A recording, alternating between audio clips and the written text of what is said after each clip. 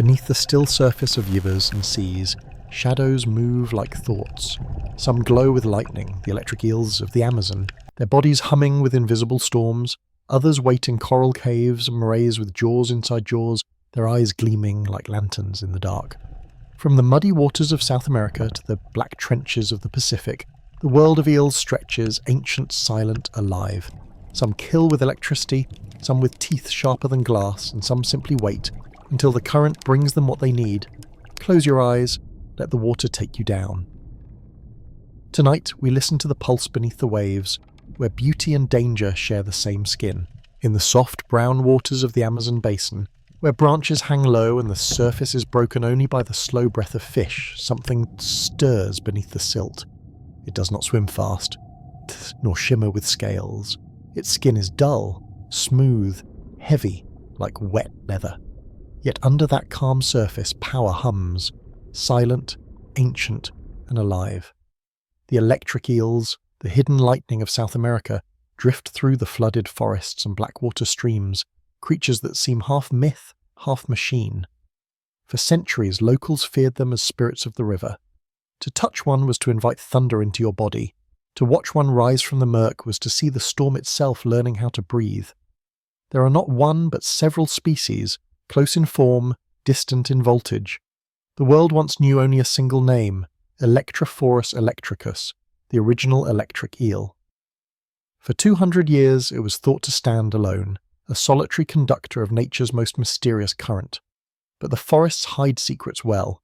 In 2019, a new kind of eel was found in the same tangled waters, Electrophorus voltae, a relative stronger than any before, capable of unleashing more than 860 volts in a single burst. A power greater than any other known fish.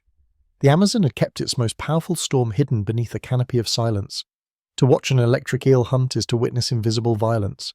It drifts slowly at first, the motion graceful, almost lazy, as though the water itself moves around it. Its prey, a small fish, a frog, sometimes even a bird that has fallen into the shallows, senses nothing. Then the eel stiffens. A single contraction runs the length of its body from head to tail, and the water trembles. In less than a heartbeat, a bolt of electricity surges outward. The prey convulses, paralyzed before it can flee. The eel turns, wraps itself around the limp body and feeds.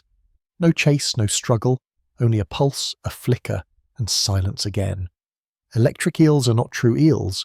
They belong to a family of knife fish, closer to catfish than to the morays of the sea. But what they lack in lineage, they make up for in power. Their bodies are living batteries, each containing thousands of electrocytes, tiny biological cells that can discharge together like the plates of a capacitor. When relaxed, the eel is quiet. But when provoked or hungry, the current flows. First a faint hum, then a spark that ripples through the muddy water, strong enough to stun anything nearby, even a human. The river remembers each discharge, the brief flash that lights up roots, scales, and forgotten bones.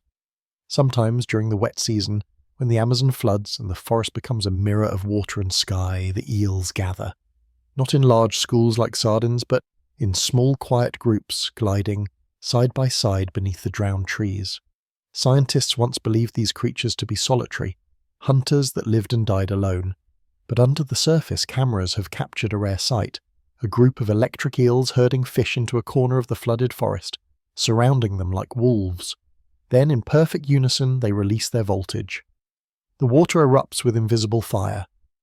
The prey floats upward, lifeless, caught between thunder and silence. For the first time, humans saw not a single eel hunting, but a storm made of many. Electricity, once thought to be their loneliness, had become their language. The local fishermen call them porake, the sleepers, because when touched, they can render the body numb, heavy, and unable to move, as though trapped in a half-dream. Stories tell of hunters knocked unconscious in the river, their boats adrift for hours.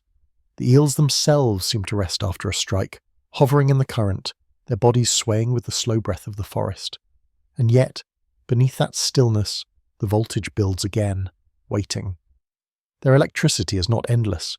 It must be recharged through food and rest, but in those dark waters, time moves differently. A day for them is a rhythm of pulses, like a heart that beats through mud. To meet Electrophorus electricus is to meet the origin of wonder, the first fish that taught humankind what it means to hold lightning. Long before we understood atoms or currents, this creature showed that nature could build a storm from flesh. When European naturalists encountered it in the 18th century, they were stunned. Alexander von Humboldt himself described how horses, driven into the river, were shocked and thrown into panic as eels attacked in self-defense. Some horses drowned, others fled trembling, their muscles spasming from unseen blows. Humboldt called it a battle between the living and the electric. Those who witnessed it could only stare in awe, uncertain whether to see the eel as a monster or a miracle. Even today, the sensation of touching one, a jolt like fire underwater, is said to stay in the bones for days. The Volta electric eel, however, is something else entirely. Found in the highland streams and tributaries where the water runs cooler and clearer, Electrophorus voltae is the titan of voltage. Its discharges are the strongest ever measured in an animal, up to 860 volts, enough to light hundreds of bulbs or stop a human heart in the wrong circumstances. Yet the eel itself is not cruel. Its power is purpose. In a river of murk and danger, electricity is not only a weapon, but a sense, a way to see without eyes. Volta detects the pulse of life around it, mapping the world in invisible echoes. Every beat of its current paints an electric picture of its surroundings, revealing prey, obstacles, or rivals in the dark. Unlike its cousin Electricus, Voltae has been observed working in pairs or small clusters, using synchronized discharges to overwhelm prey. And imagine a thunderstorm where every flash comes from muscle and skin. The sound is barely audible, a faint crackle under the water, a hum that seems to vibrate in the bones. Fish caught in this electric net cannot flee. Their muscles seize, their hearts falter, and the water itself becomes their cage. It's one of the few cases in nature where cooperation is measured not in sight or sound, but in voltage. Scientists still struggle to understand how Voltae controls such energy without burning itself from within. Its body is divided into 3 organs, the mane, the hunters, and the sax organ, each capable of generating different levels of electric discharge. Together they function like a symphony of circuits, a weak current to sense movement, a medium pulse to probe, and the final surge, the strike that can bring down a predator twice its size. The eel never wastes energy. Its control is absolute. It releases power only when necessity demands, then drifts again in silence, like a candle recharging in the dark. In the evening, when the water cools and the forest hum fades, the Volta electric eel rises slowly towards the surface. Its head breaks the water just enough for a breath of air, for despite its aquatic grace, it must still breathe oxygen like us. A gulp, a ripple, then it sinks again. In that moment, the line between air and water, light and shadow, life and current, blurs. You could swear the river itself had exhaled. Their existence reminds us of how life never stops inventing. In a world of teeth and claws, the electric eels became storms. They replaced speed with sensation, strength with current, eyes with electricity. Theirs is an intelligence of feeling, not of thought, but of perception. They do not see the world, they feel its rhythm, the faint hum of every living cell. When 2 eels cross paths in the dark, they recognize each other not by color or shape, but by signature, a unique electric pattern that tells the other, I am not your prey. Communication through power, conversation impulses, and so the rivers of the Amazon remain alive with this silent dialogue, a realm where lightning breathes and listens. To the human eye, the surface may seem peaceful, almost asleep, but beneath it there is constant motion, voltage sliding over scales, charges building and fading like dreams, each spark a heartbeat, each hum a whisper of survival. When storms gather above the jungle and thunder rolls across the canopy, it feels as though the sky is answering the river below. One storm speaking to another. The eels drift through the shadows, their bodies glowing faintly with stored power, their presence ancient and unbothered by the centuries. They are reminders of what nature once was before we named it, raw, patient, electric. So if one night, while floating down a Blackwater river, you feel a strange vibration in the oar, a brief warmth that runs through your arm, do not panic. The river is only saying hello, and where below a shadow has moved, and a silent spark has passed between you. In that flicker, You have touched a lineage older than fire, older than fear, the living thunder of the Amazon. Far from the noisy cities of men, in the heart of the flooded jungles, another kind of current moves. It is not the thunderous power of Volta, nor the deep ancient calm of Electricus. It is something quicker, more impulsive, almost nervous, like lightning that cannot wait to strike. Its name is Electrophorus Vari, the restless cousin of the electric titans. While others glide through still water like drifting storms, this one hunts with the pulse of impatience, short bursts, rapid shocks, staccato of electricity beating through the brown river veins of South America. It does not announce its presence, it simply flickers, then feeds. The Varii electric eel is smaller than its kin, yet its behaviour is far more aggressive. It lives in shallower waters, where roots twist into mud and small fish dart like whispers through the dark. Here, patience is a weakness, the prey are quick, the water clouded, the world constantly moving. To survive, Varii evolved not into a thunderstorm, but into a machine gun of voltage. It does not unleash one mighty surge, it fires in waves, dozens of electric pulses within a few seconds, stunning anything within range. The river becomes a trembling field of invisible needles. If you were to dip your hand into the water when Varii hunts, you would feel a sudden vibration before pain, as though the river itself had begun to breathe under your skin. The sensation does not linger. It arrives and vanishes in less than a heartbeat. But in that instant, every creature nearby feels it. The prey convulses, paralyzed. The eel curls around it, swallowing in silence. There is no drama, only a brief flicker of force, then the world returns to its slow rhythm, as if nothing happened. Unlike the Voltae, which can cooperate in groups, Varii is a solitary hunter. It does not share its current. It moves alone, weaving between roots and stones, guided by faint electrical signals bouncing off the mud. Its eyes are small, almost blind, for vision means little here. In this world, sight is replaced by electricity. Every living being radiates a tiny charge, a heartbeat in the dark, and Varii reads these pulses like a book written in water. Its prey could hide behind branches, beneath silt, even under layers of decaying leaves, but it cannot hide its electric whisper. The eel feels it, turns, and releases its response, energy meeting energy. In the flooded forests of Brazil and Guyana, locals call these smaller eels the quick spirits. They say the forest hums differently when they move, a faint trembling in the oars, a buzz in the skin. Fishermen sometimes find the carcasses of stunned fish floating at dawn, as if lightning had passed during the night. The villagers whisper that the river has its moods, that some nights it sighs and some nights it shocks. To science, this is biology. To them it is the forest's soul reminding everyone that even silence can kill. When scientists discovered Electrophorus Vari, it was not through thunder, but through patience. They collected samples, tested voltage, studied its organs. The readings were lower, about 600 volts, but its discharge pattern was different.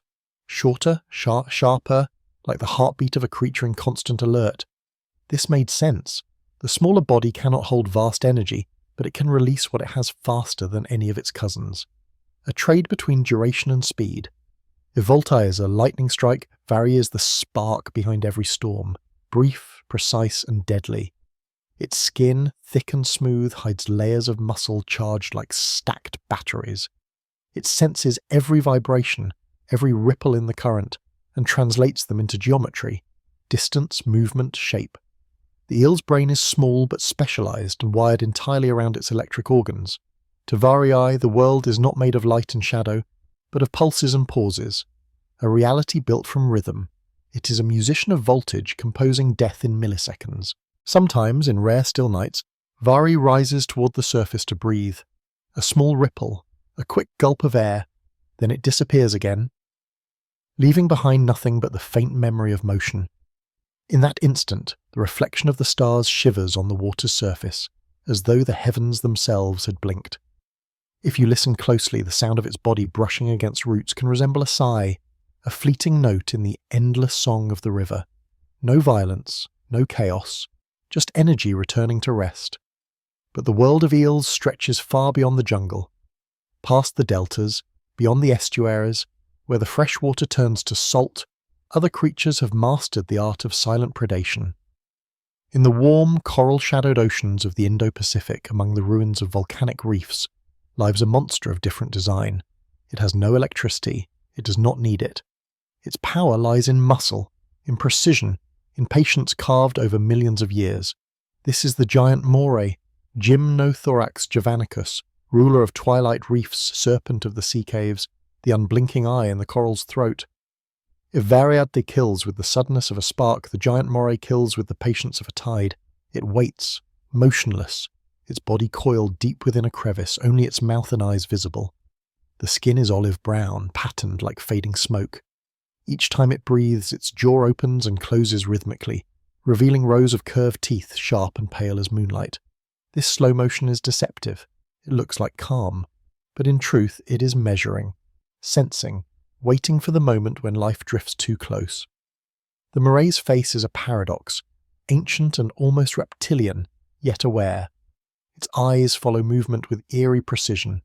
Within its throat lies another set of jaws, pharyngeal jaws, that shoot forward when it bites, pulling prey deeper into its throat. When this mechanism was first filmed, scientists were stunned. No other fish feeds like this. It is as if the creature were made of two predators fused into one mouth to catch, another to devour. Divers who have encountered it describe the same feeling, awe and unease. The moray does not flee nor charge, it simply watches. When a hand or fin comes too close, the strike is instantaneous. A flash, a burst of bubbles, and blood swirling like smoke in the water. Its bite can tear through diving gloves, crush bone, and leave wounds that fester from the bacteria that thrive in its mouth. Yet it is not malicious. It defends its home the way coral defends its shape, with unyielding instinct. In the depths, where sunlight breaks into blue fragments, the moray moves like liquid shadow. It can reach 3 meters in length and weigh as much as a grown man. Its body undulates through caves and crevices, brushing against coral that glows faintly in its wake. Some call it the sea's dragon, others a demon. But to the reef itself, it is balance, predator and cleaner, keeping the ecosystem alive through fear. When small fish dart into its lair, it decides who lives and who disappears. Power in silence, judgment without sound. At night, the reef changes. The bright colours fade into grayscale. The ocean becomes a cathedral of shadows. It is then that the giant moray leaves its cave. Its movement is graceful, almost tender. As it glides across coral towers and sand channels, it does not chase, it prowls. Its nostrils, small and delicate, taste the current for the scent of blood or movement. When it finds prey, perhaps a sleeping fish, a careless octopus, it opens its jaws, and the second mouth slides forward, dragging the victim in piece by piece. The sea absorbs the act without a ripple. By the time dawn returns, the reef will have no trace of death, only calm water and the faint echo of what once was. In many coastal villages of the Pacific, morays are both feared and revered. Fishermen tell stories of gods that take their shape, guardians of coral who punish greed. Some still leave offerings near reef entrances before diving, a ritual of respect. Others, less careful, have learned through scars. A single moray bite can become infected with a venom-like toxin, causing fever and pain for weeks. For them, this is not just an animal, it is a spirit that remembers. Biologists studying the giant moray often describe it as an evolutionary marvel, a fish that became an ambush artist perfected by darkness. Its muscles are arranged not for speed but for precision. Each coil, each movement, is calibrated to deliver maximum force with minimal effort. And unlike most predators, it hunts even with poor vision. Its sense of smell is so acute it can detect the trace of blood from hundreds of meters away. In the ocean's twilight, where eyes fail, scent and vibration rule. Here, the moray is king. There are moments, rare, almost mystical, when two morays share a cave. Scientists call it coincidence, divers call it fate. They twist together like living ropes, bodies overlapping in a slow dance that looks both violent and intimate. It may be mating, it may be territorial display, no one knows. But the image stays burned in memory. Two dragons in a coral labyrinth, mouths opening and closing in rhythm, like the beating of an underwater heart. When morning light filters through the reef, the giant moray returns to its den. Its body folds into the darkness, scales blending with stone, eyes half closed. The reef exhales. Small fish resume their dance, the coral breathes again, and the world above remains unaware that a predator sleeps just meters below, dreaming perhaps of the pursuit or the slow ballet of flesh and current. To the Amazon and the reef, to Varii and Javanicus, the difference between life and death is measured not in size or speed, but in sounds. One kills through bursts of lightning, the other through patience sculpted into muscle. Both are masters of energy. One channels it through voltage, the other through stillness. They remind us that in nature, power takes many forms. Sometimes it strikes like thunder, sometimes it waits like a shadow beneath the waves. And as the night deepens, you begin to realize that these creatures, so distant, so alien, are mirrors of our own instincts. The quick anger, the quiet watchfulness, the sudden impulse to survive. In the end, the river and the reef are the same stage. The players just change skin. If you close your eyes now, you might still feel it. A faint hum under your fingertips, the echo of an unseen breath. The quiet rhythm of the current whispering through the dark. The storm of Varii, the patience of the Moray, both flowing within the same eternal water. In the soft half-light of the Caribbean, where reefs breathe in shades of turquoise and emerald, another guardian waits. It is not the largest nor the strongest, but its presence changes the temperature of the sea itself. The green moray, Gymnothorax funebris, drifts between coral arches like a memory made of muscle. Its skin, glowing faintly in the dim water, gives the illusion of moss growing on motion. The green is not true pigment. It is the reflection of yellow mucus layered over blue flesh, a chemical mirage that makes it appear luminous when light touches it. In the stillness of the deep, this glow is both warning and beauty, a kind of living camouflage. To watch a green moray move is to see the ocean breathe. Its long body, sometimes 2 meters, sometimes more, flows through coral passages that look too narrow for anything to pass. Yet it glides as though boneless, the waves of its muscles folding and unfolding like silk in slow motion. Its mouth opens and closes rhythmically, not in threat but in need, for the moray must keep water flowing through its gills to survive. This constant movement gives it the illusion of aggression, the perpetual snarl of an animal ready to bite. But the truth is quieter. It is breathing. It is existing. It is watching. The reef around it hums with life, parrotfish scraping coral, crabs shuffling in sand, the faint whisper of waves above. Amid all that motion, the moray is the still centre. It lives in crevices, dark holes under ledges, or shipwrecks coated in algae. At dawn it withdraws into its den. At dusk it emerges, slow, deliberate, ancient. Its eyesight is poor, but its sense of smell is exquisite. It follows the scent of blood, the faint trail of a wounded fish, the musk of life struggling against tide. When it strikes, it does so without sound and with terrifying precision. Divers describe the first encounter as unforgettable. The green form slides from darkness, mouth agape, eyes fixed. For a heartbeat, it looks like a spectre, not of anger, but of inevitability. The water between diver and eel seems to thin, though the silence thickens, and then movement. A flash, a rush of bubbles, a ripple of fear. Those who have been bitten never forget the sensation. The teeth are needle-sharp, backward curved, meant not to pierce once, but to hold. And beneath those jaws lies a mild toxin, a natural infection that turns a wound into a long memory. Still, to call it cruel would be to misunderstand the reef. The green moray does not attack without reason. It defends, it survives, it cleans the sea of the weak and careless. At night, it hunts through coral corridors where even moonlight cannot follow. Small fish sense the shifting current and scatter. Shrimp vanish into holes, crabs freeze, hoping to become invisible. But the moray feels their electric tremors, the vibrations that betray life. Its world is made not of colour but of motion. When it bites, it is not rage, it is gravity. In the folklore of Caribbean islands, the green moray is a spirit of warning. Fishermen once spoke of it as a messenger, the one that drags the careless to the deep but spares the patient. In Jamaica, old divers say if you see a moray's face before dawn, the day will be calm. In Cuba, they fear its eyes, not because they are evil, but because they never blink. In water, blinking is surrender. Stillness is power. The eel knows both. Beneath its threatening grace lies an anatomy built for endurance. Its skin is thick and mucus-covered, protecting it from coral's sharp skeleton. That same mucus secretes a mild toxin, invisible but effective, guarding the moray against infection and parasites. The green glow we see is this very armour, a chemical light born from defence. In the darkness, it looks ethereal, almost holy, the kind of beauty that asks not to be touched. There are moments when the moray and cleaner shrimp meet in perfect peace. The shrimp climbs into the eel's open mouth, plucking parasites from its teeth while the predator lies motionless, eyes half closed. It is one of nature's strangest truces, death offering its jaws to life. A moment of trust in a world built on hunger. And yet even this gentleness carries danger. If startled during cleaning, the moray's reflex is instant. The jaws snap shut, crushing the very creature that served it, not by intent, but by instinct.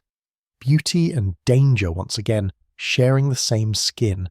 As the reef sinks into night, the green moray glides out once more, its body trailing through corals like a shadow stretched by moonlight. Some say its movements look like slow lightning underwater, the kind that strikes without light or sound, only rhythm. Its journey is never far. It returns always to its same crevice, its same shelter. The reef remembers its path as if carved by habit into the coral's memory. When storms rise above the sea, when thunder rumbles through waves and the water churns into chaos, the moray retreats deeper into its cave. It coils into itself, motionless, patient. And when the storm ends, it emerges again, unchanged. Perhaps that is its true secret, to endure not by strength, but by stillness. If you ever find yourself floating above a Caribbean reef at twilight, look closely into the coral shadows. You may see two golden eyes watching back, steady, unafraid, and impossibly old. The green moray does not flee your gaze. It waits, silent, certain that the sea will always belong to those who do not rush. But beyond these warm waters, across the vast blue curve of the Indian Ocean, lives another creature. Longer, paler, stranger. A relative of the moray, yet stretched into something almost mythic. The slender giant moray, Strufford and Sathite, the longest eel on Earth. 4 meters of living sinew, a ribbon of hunger drifting through the tropical shallows of Southeast Asia and the Pacific. Where the green moray is compact and muscular, the slender giant is pure extension, a serpent drawn out by evolution, searching endlessly for the edge of its world. To see one in motion is to doubt the scale of the sea. It moves with deceptive slowness, its body weaving like smoke through lagoons and mangrove channels. The head, narrow and pointed, looks ancient, like a relic carved from ivory. Its mouth, wide and thin-lipped, opens to reveal rows of teeth not meant to shred but to trap. The eel wraps itself around its prey, holding it still while it swallows whole. Fish, crabs, even small sharks vanish into its throat without a sound. The ocean swallows itself through the eel. In shallow reefs at night, local fishermen sometimes see a pale line gliding under the boat, faintly luminous under moonlight. They whisper that it's not one creature, but the spirit of a drowned god, stretched thin by eternity. In Bali, they call it Belut Raksasa, the ancient snake that guards the coral gates. In coastal India, it appears in myths as the thread between two worlds, a messenger moving between deep sea and river mouth. These tales are old, older than science, yet they hold a truth. The eel belongs to the boundaries, between salt and fresh, light and dark, motion and stillness, the slender giant. Moray spends its days in holes or caves, often with only its head visible. At dusk it ventures out to feed, winding through coral fields in slow undulations that seem to defy physics. Despite its size, sometimes reaching lengths beyond 4 meters, it is not an apex predator. It prefers small prey, striking only when the moment is perfect.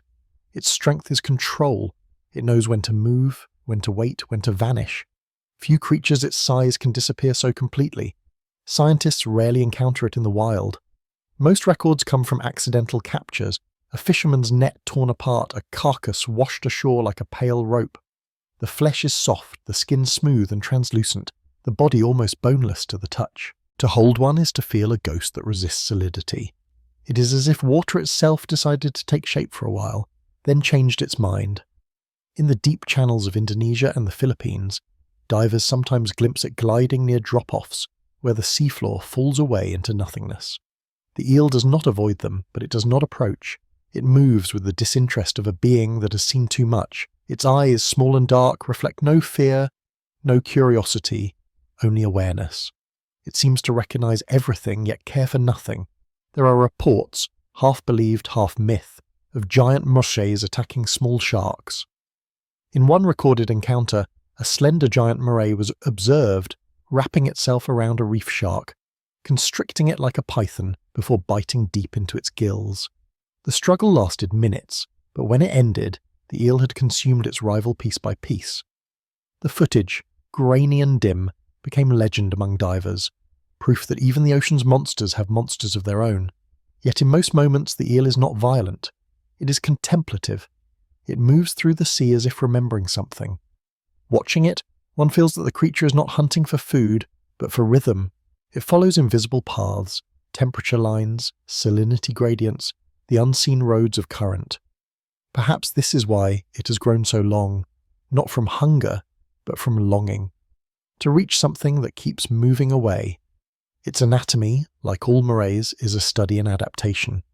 The absence of pectoral fins gives it the fluidity to enter cracks and tunnels. Its skull is reinforced for torque, allowing it to twist prey apart.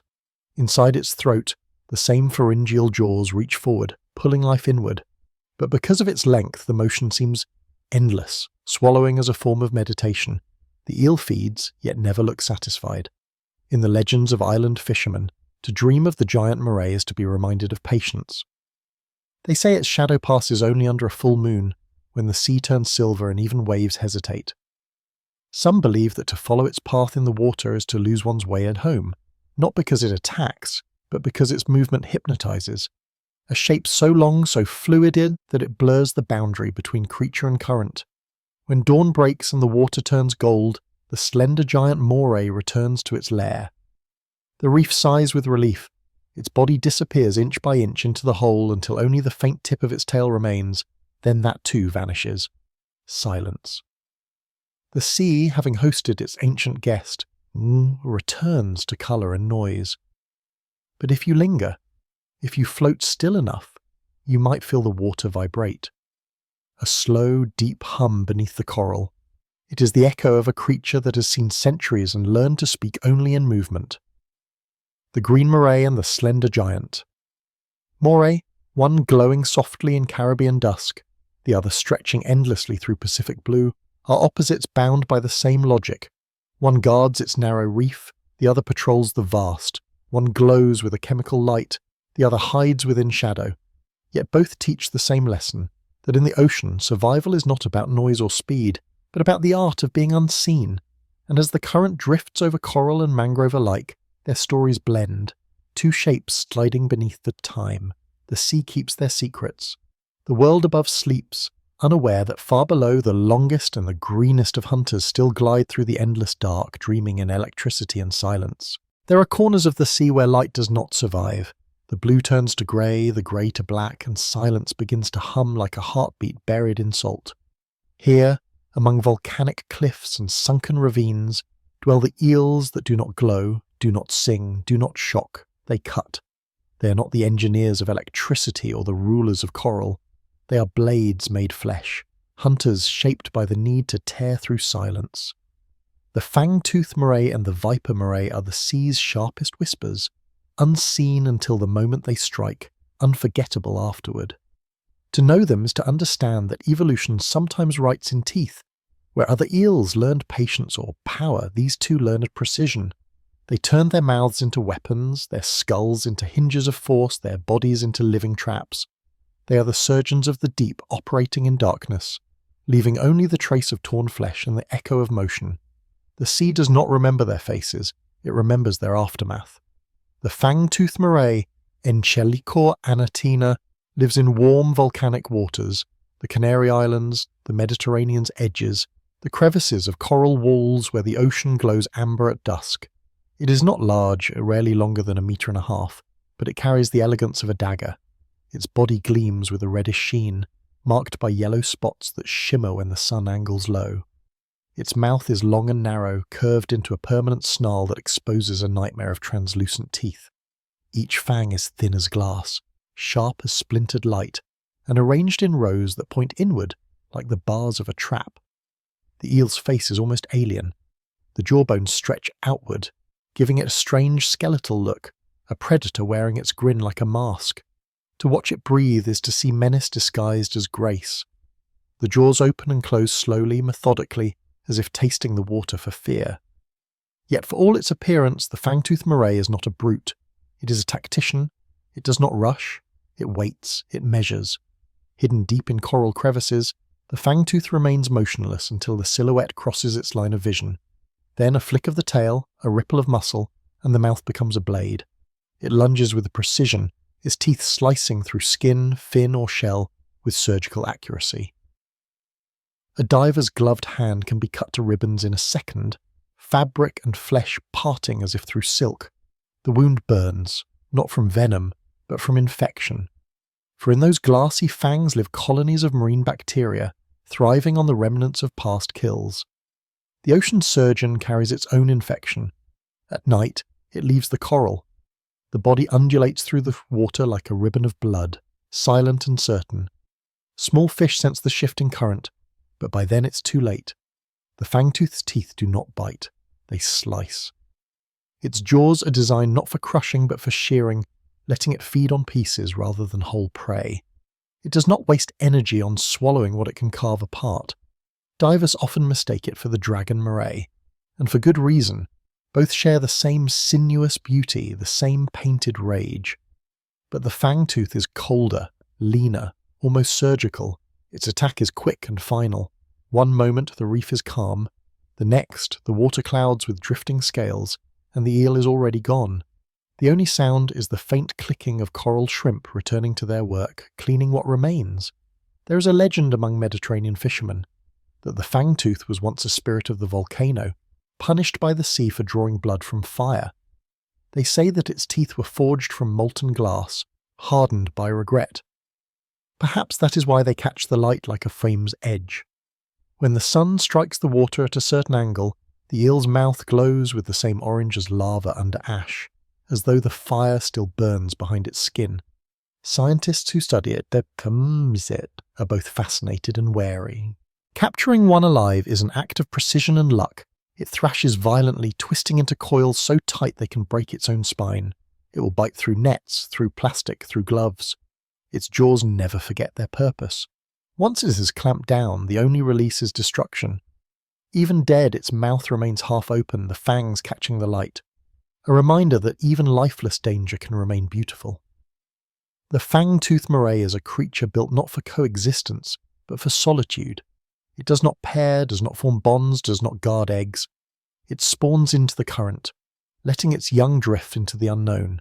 Its only inheritance is instinct, the silent command to bite, to feed, to endure. And yet, in its design, there is something perfect. Nothing wasted, nothing accidental. It is violence shaped into elegance. When it sleeps, coiled inside coral, its open mouth remains slightly ajar. Some divers swear that in the beam of a flashlight they can see the reflection of their own faces in its teeth. It is as though the sea holds up a mirror, not of what we are, but of what we could become if stripped of empathy and given only purpose. The fangtooth is not cruel, it is pure, and purity in nature often looks like horror. But the fangtooth is not the deepest shadow of its kind. Below it, in darker waters where coral gives way to rock, where light fades into silver dust, another moray reigns. Its name carries weight even among divers who have seen everything. In Chelinassa canina, the viper moray. If the fangtooth is a blade, the viper is an executioner. Longer, darker, and far more elusive, the viper moray is a spectre of the deep tropics, found from the Red Sea to the Pacific trenches. Its body is jet black or deep brown, often scarred by coral and rock. Its head, large and angular, looks almost canine, which is how it earned its name. Its eyes are silver white, reflecting light like twin moons in the abyss. When those eyes catch a diver's lamp, the effect is haunting, a flash of metal where nothing should shine. The jaws of the viper moray are unlike any other. Broad, muscular, and hinged for speed, they can open wider than the skull itself. The teeth, long and curved, gleam translucent like ivory needles. Some measure nearly 2 centimeters, capable of puncturing bone. When it bites, it does not merely grip, it rips. The force is enough to tear through flesh with one twist of its head. And in that darkness, one twist is all it takes. It hunts in depths where sunlight cannot follow, 100 meters down or more. Down there, the water is still, the temperature cold, the pressure immense. Most creatures that dwell there are pale and soft, built for drifting. The viper moray is not. It moves with the intent of a predator that remembers light but no longer needs it. It does not chase prey. It waits for movement, for the vibration of muscle in the current. Then, with terrifying precision, it lunges, mouth gaping, teeth first. Its attack is so fast that even cameras struggle to capture it. One frame shows emptiness, the next, a blur of black, the next, a fish torn in half. The sea absorbs the act without echo. By the time bubbles rise, the viper is gone, retreating into crevices deeper than the reach of sound. It is said that in certain submarine caves, divers can find piles of bones, fish, crabs, even the remains of other eels, gathered like offerings at the entrance of a viper's lair. The first scientists to study it believed it was venomous, so severe were the infections caused by its bite. But no venom was found, only bacteria, the same ancient colonies that dwell on its teeth, feeding on its kills. The real toxin is not chemical, it is microbial, an alliance between predator and decay. When the viper moray feeds, it feeds for the sea as well. Its wounds fertilize the water, feeding coral, plankton, and the endless cycle of hunger. Even its violence serves life. To encounter one is to test your courage. Divers who have met the viper in its realm tell of eyes that seem to follow from the dark, 2 pinpoints of silver drifting just beyond the edge of vision. They say it circles, slow, deliberate, testing the rhythm of your heart through the water. It feels your pulse, your fear. If you stay calm, it vanishes. If you flinch, it moves closer. The sea measures us the way the eels does, through vibration. And yet, for all its terror, there is a strange grace in its solitude. The viper moray does not attack without cause. It feeds rarely, conserves energy, and spends long hours coiled inside rock, motionless but aware. Its existence is built on precision, a perfect economy of death. Everything unnecessary has been carved away. Even its colour, that deep void-like black, is evolution's camouflage for a world without light. To see it emerge is to see a shadow detach itself from the wall.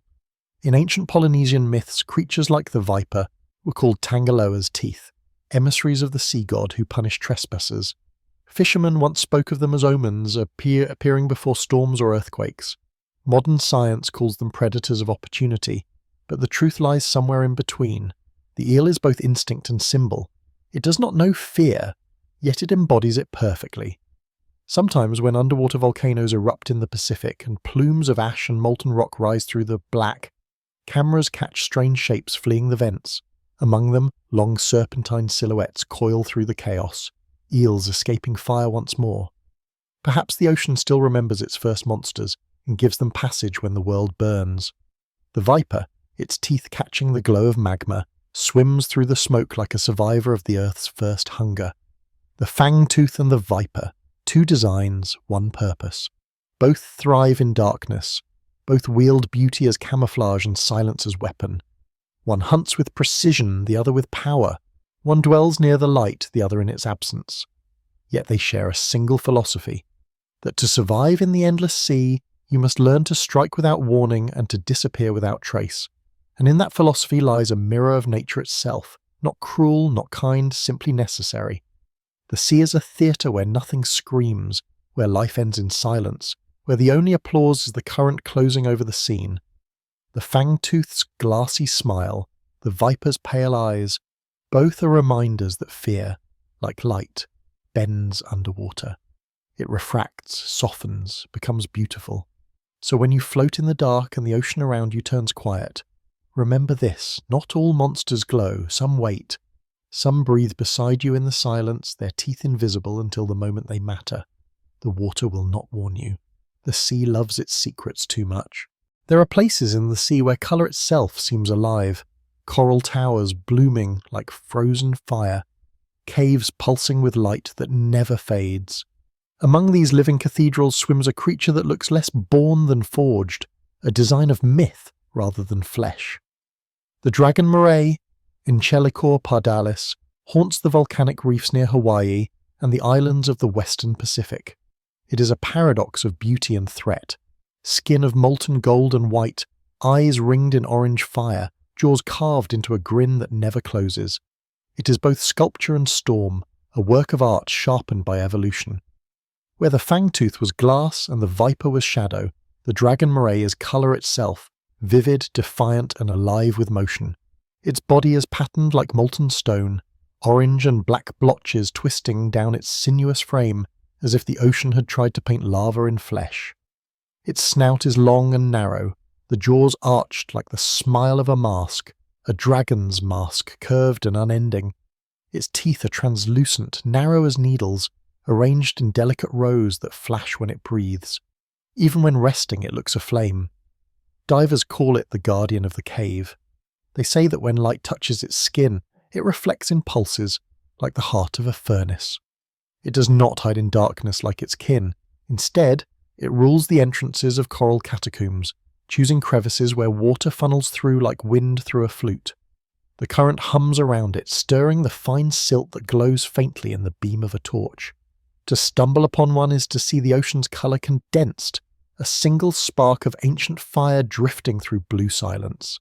Its temper, like its beauty, is legendary. The dragon moray does not flee. It defends. Divers who approach too close find themselves face to face with a snarl that seems to burn in the water. The eel opens its jaws wide, fangs gleaming, eyes unblinking. The message is clear. This is not curiosity. It is ownership. There are stories of divers who ignored that warning, reaching out to touch the glowing skin, and returned with fingers torn, gloves shredded, the sea around them clouded with red. Yet those who keep their distance speak of another side, the creature's stillness, its majesty, the sense that they are standing before something sacred. Hawaiian fishermen once told that these eels were born from the breath of Pele, goddess of volcanoes, who sent her fursit through molten rock and into the sea. The dragon moray, they said, was her emissary beneath the waves, the fire that never went out. Even today, some locals will not kill it.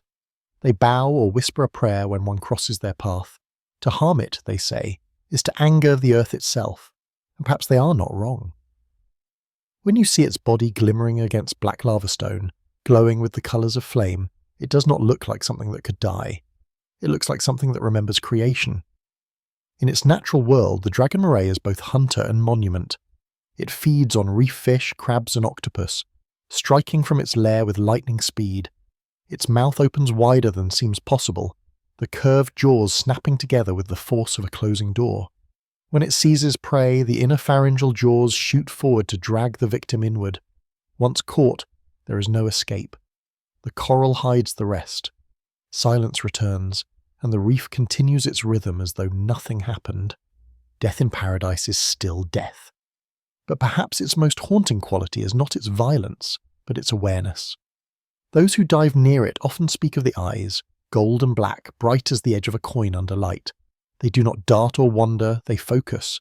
They seem to know. The dragon moray studies every ripple, every movement of the fin, the slow breath of a diver's regulator. It feels vibration in the water the way we feel air against our skin.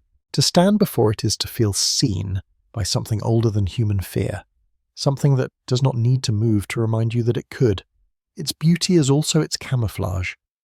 Against the bright chaos of coral, it disappears completely. The orange and white blend with sea fans and sponges, the stripes breaking its outline into shards. Only when it moves does the illusion collapse, a coil of living colour twisting through the reef. It is both warning and invitation.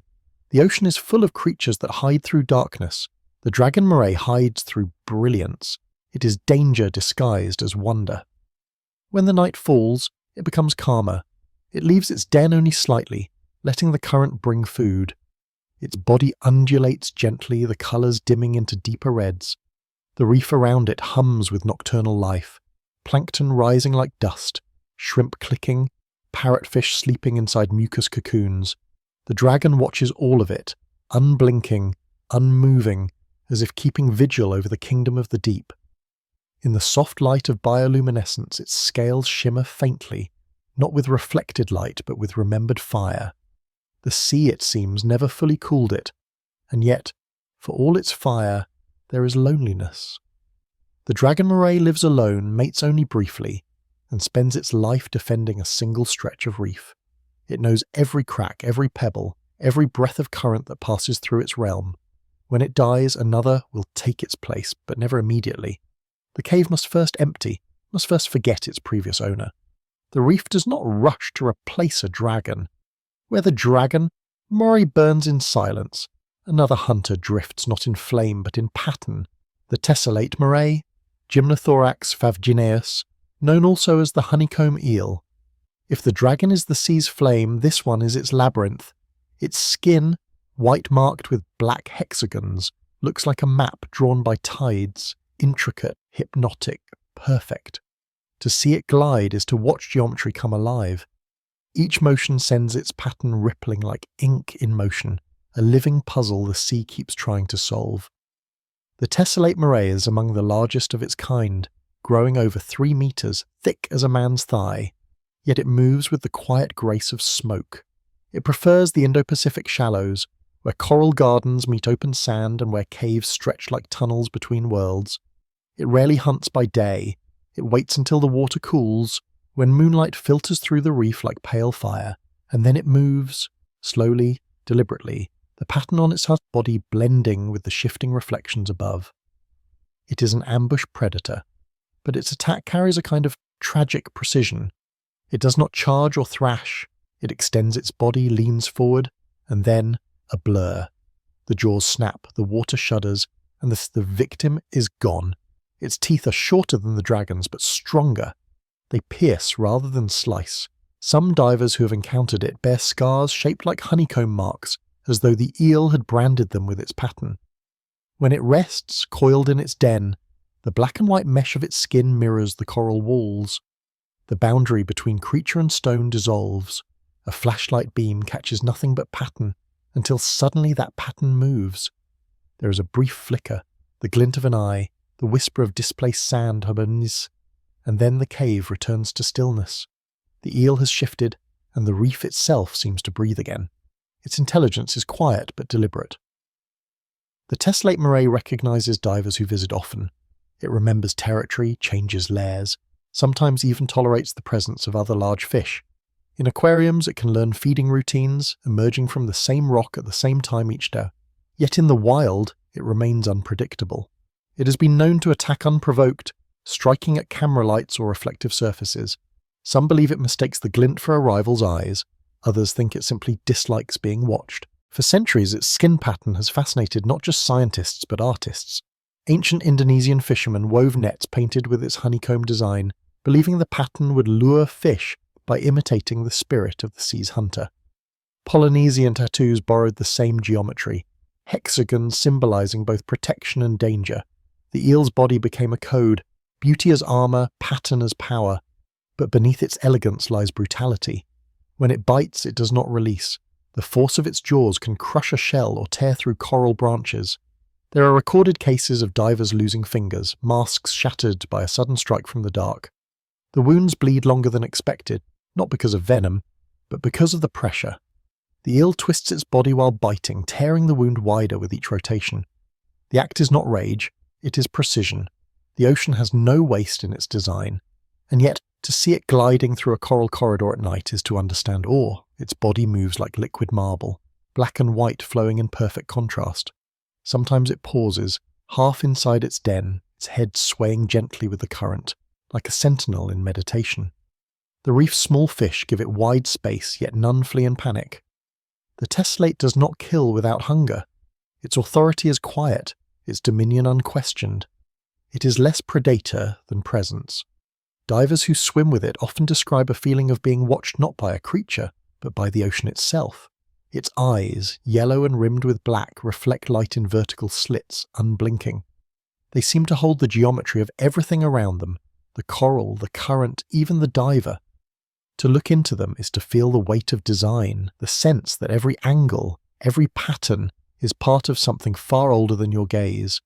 In many ways, the tessellate and the dragon are opposites in colour, yet twins in spirit. Both defend their territory with devotion. Both blend beauty with peril. The dragon burns in reds and golds. The tessellate shimmers in white and black. One resembles fire, the other shadow. Yet they live side by side in the same oceans, the same reefs. When storms pass over Hawaii or the Indian Ocean and the sea turns grey with rain, their worlds merge, the molten and the monochrome, the two guardians of coral kingdoms waiting beneath the tempest. To watch them, even through glass or lens, is to glimpse how art and terror share the same rhythm in nature. The sea does not separate them, it celebrates them. The scales that dazzle are the same that kill. The teeth that defend are the same that sculpt survival. Every colour hides an edge, every pattern a warning. As the night deepens, the currents slow. The reefs quiet into breathing stone. In their lairs, the dragon moray folds into the curve of rock. The tessellate coils upon itself, their eyes still open, their bodies still pulsing faintly with the rhythm of the tide. The ocean outside sleeps, but within the coral the guardians remain awake. One painted in flame, the other in shadow, both keeping watch over the delicate empire of life that grows between their teeth. And somewhere above, the moonlight trembles on the surface, broken, scattered, tessellated like their skin, and the sea reflects its oldest truth. Beauty is never harmless. There are seas that never rest. The Atlantic rolls endlessly against the cliffs of Europe, a heartbeat made of grey water and wind. Beneath those restless waves, in the cold and heavy dark, lives a creature that has earned both fear and reverence. It is not graceful like the morays of coral kingdoms, nor bright like the painted dragons of the Pacific. It is older, rougher, colder, a coil of muscle born from tide and stone. The conger eel, Conger conger, is the sea's silent engine. Its home is not the warm shallows, but the deep wrecks and rocky caverns where light dissolves into blue shadow. Here it reigns alone. The conger is enormous. Some stretch beyond 3 meters, weighing as much as 70 kilograms, bodies thick as a man's torso, scales slick with grey-silver sheen. Its head is blunt, its jaw heavy, the teeth small but relentless, made for gripping rather than slicing. Its eyes glow pale in the darkness, reflecting light like distant stars through fog. It does not need brilliance to command its realm. Its power lies in mass, in stillness, in the certainty of survival. To a diver drifting through a wreck, meeting a conger is like confronting an old god. It waits within holes torn in the hulls of sunken ships, its mouth half open, the body coiled deep into rusted chambers. The currents move its fins gently, giving the illusion of breath, of patience. And when it moves, slow, deliberate, the water itself seems to shift around it. It glides not like a snake, but like a tide reclaiming what belongs to it. The conger hunts at night, rising from its den to patrol the seabed. Crabs, octopus, small fish, all fall to its sudden charge. It does not stalk with cunning. It simply knows the timing of things, it senses vibration and pressure in the dark, striking when the moment feels inevitable. Once the jaws close, there is no release. The prey disappears into the coil, vanishing as though swallowed by the sea itself. Fishermen know its strength too well. To haul a conger from the deep is to pull against raw weight and fury. It thrashes, twists and snaps, breaking nets, splintering wooden rails. Old sailors tell stories of eels that bit through gaffs, that coiled around men's arms and dragged them half overboard before vanishing again into black water. There are photographs from harbours in Ireland and France. Men standing beside creatures longer than themselves, eyes still open, mouths gaping as if mid-roar. They look less like fish than like relics from an age before fear had a name. Yet, for all its savagery, the conger is not mindless. It is cautious, deliberate, intelligent in its way. It returns to the same lairs year after year, recognizes disturbances, waits for calm before moving again. Within its chosen crevice or wreck, it becomes part of the structure itself, as permanent as the stone that shelters it. Even dead wrecks find life through its presence. Inside sunken submarines and galleons, eels nest where sailors once walked, their bodies filling corridors with slow movement. The ocean recycles everything. Flesh replaces memory. Biologists who study them often speak of their migrations, mysterious journeys to spawning grounds somewhere in the depths of the Atlantic, possibly near the Sargasso Sea, though no one has seen it happen. Adult congers vanish each year, leaving behind empty dens. Their young, transparent and delicate, drift back months later as glass eels, carried by current like living ghosts. The cycle is endless and unseen, written not in light but in distance. The conga's life begins and ends in secrecy, the great grey shadow returning to its origin in Shan's. Its sin bears the map of that journey. Scars from rocks, wounds from hooks, patterns of survival carved by salt. To touch it is to feel something ancient, smooth but heavy, like a story that refuses to end. And in the stillness of deep water, when everything else fades, the conga remains, guardian of wrecks, keeper of cold memory. It is not a creature of terror, it is the shape of endurance. In Celtic folklore, the conga was once believed to be a messenger of storms. When eels gathered near shore, fishermen read it as warning, the sea was about to rise.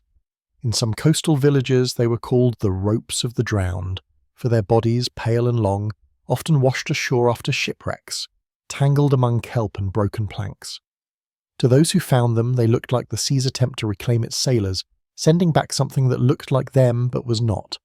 The eel was both omen and echo. At night, when the ocean quiets, the conga sleeps coiled among stones, its tail wrapped around fragments of wreckage, its head turned toward the open dark. It breathes slowly, each motion stirring a swirl of sand that drifts away like smoke. Above it, the world is full of sound, wind, thunder, waves. Below, only heartbeat and breath. The eel's pulse and the diver's own seem to merge, as if sharing the same slow rhythm of the deep. The sea in that moment feels alive, and not through sound, but through weight. But while the conga embodies power and density, another eel, far away under warmer skies, represents the opposite, strength in gentleness. In the calm reefs of the Indian and Pacific Oceans lives the zebra moray, Gymnomeraina zebra, a creature of quiet beauty and unexpected grace. Its name comes from its stripes, black and white bands wrapping its body like painted rings, each line perfect, precise, endless. Among the riot of coral colour, the zebra moray looks simple, even modest. But simplicity can be deceptive. It is one of the strongest jaws in the ocean. Unlike most of its kin, the zebra does not kill with slashing teeth or venom. Its mouth holds no fangs. Instead, it carries blunt molars, bone-like plates designed to crush rather than cut. It feeds not on flesh but on shell. Crabs, urchins, snails, creatures armoured by stun. It grips them between its jaws and applies slow, relentless pressure until the armour cracks like glass under snow. Then, in silence, it swallows the soft life inside. No chase, no flash, only patience.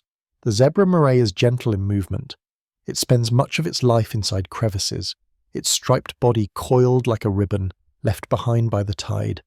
When it emerges, it does so gracefully, testing the water with its head, tasting the current for chemical traces of prey. Its sense of smell is extraordinary. It can detect the faint scent of a sea snail hiding meters away. Once found, it strikes, not fast, but inevitable. The sound of shell breaking echoes faintly, like a muffled heartbeat in the water. Divers who encounter it describe a feeling of calm. Unlike the draken or the viper, the zebra does not display aggression. It does not charge cameras or bare its teeth. It watches, curious but unmoved, then slips back into its cave. Its eyes, dark and round, seem less predatory, almost reflective. To stare into them is to see the sea thinking, slow, unhurried, endless. Its skin, coated in thick mucus, glistens under light. The black and white stripes shift and ripple as it moves, turning to grey, then silver, then vanishing completely among the shadows of coral. The pattern is not mere decoration. It breaks the eel's shape, making it nearly invisible to both prey and predators. It becomes part of the reef's geometry, like the tessellate morays, but quieter, less dramatic, more serene. Despite its peaceful nature, the zebra is formidable. When threatened, it can twist with sudden power, delivering a bite that can shatter crab shells and even fracture coral branches. Yet it almost never attacks humans. Fishermen who accidentally hook them often find the eel biting through the line instead of fighting, as if preferring freedom to conflict. To hold one is to feel muscle coiled beneath silk. Its strength is hidden, its restraint remarkable. In the mythology of some Pacific islands, striped animals were seen as balanced, half shadow, half light, the embodiment of dual harmony. The zebra moray fits that vision perfectly. It is neither a killer nor a victim. It lives quietly, hunts carefully, survives endlessly.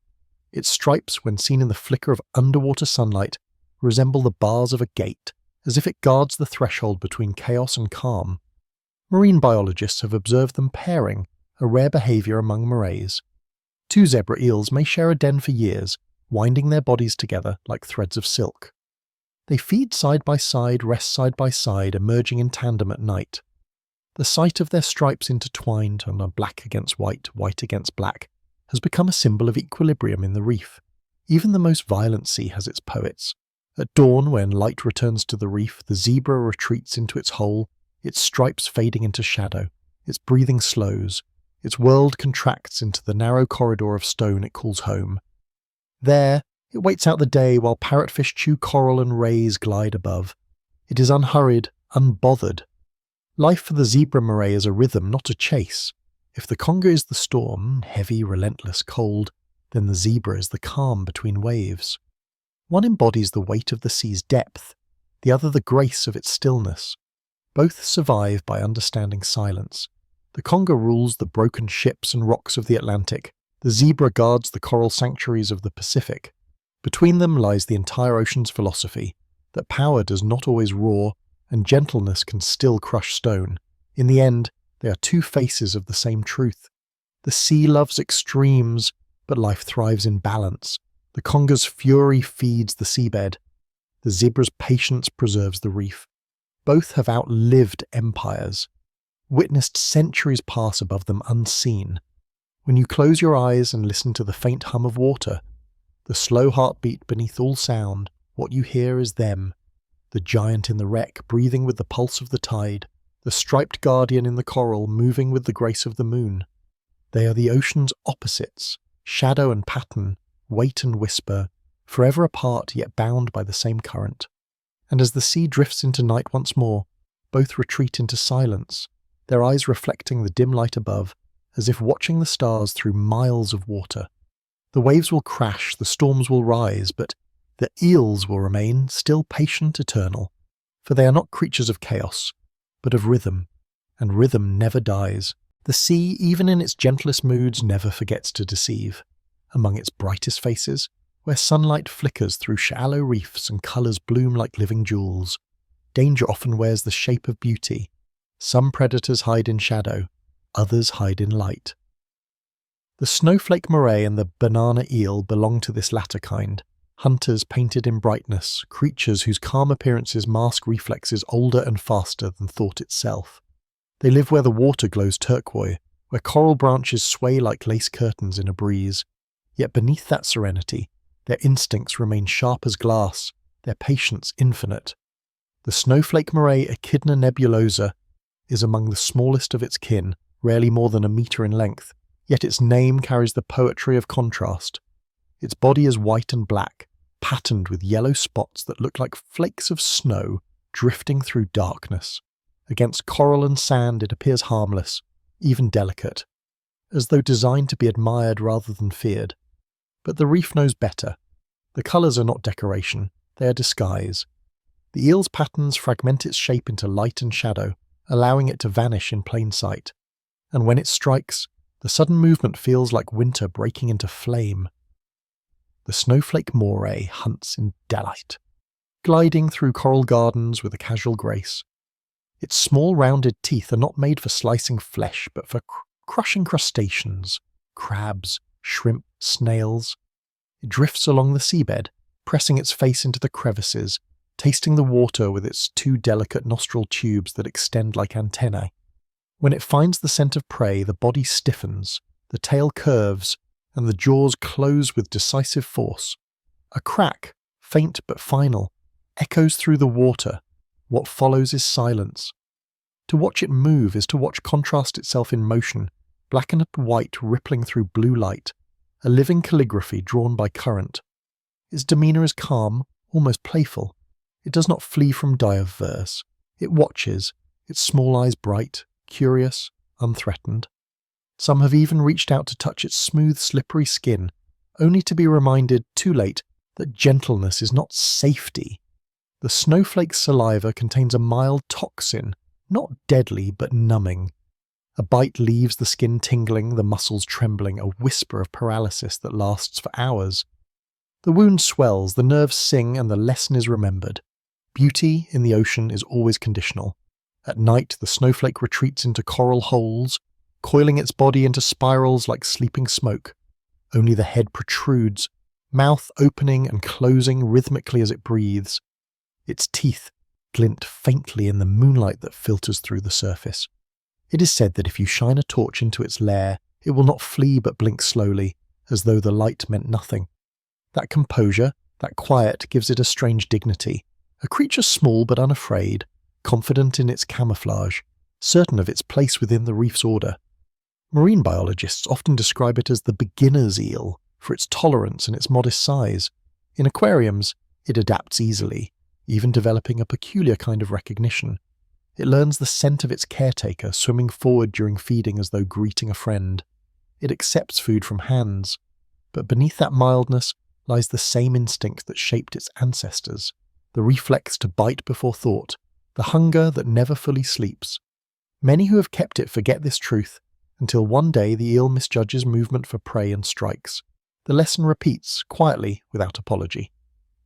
Among island folklore in Polynesia, the snowflake moray is sometimes called the Smiling One, said to bring balance to the reef.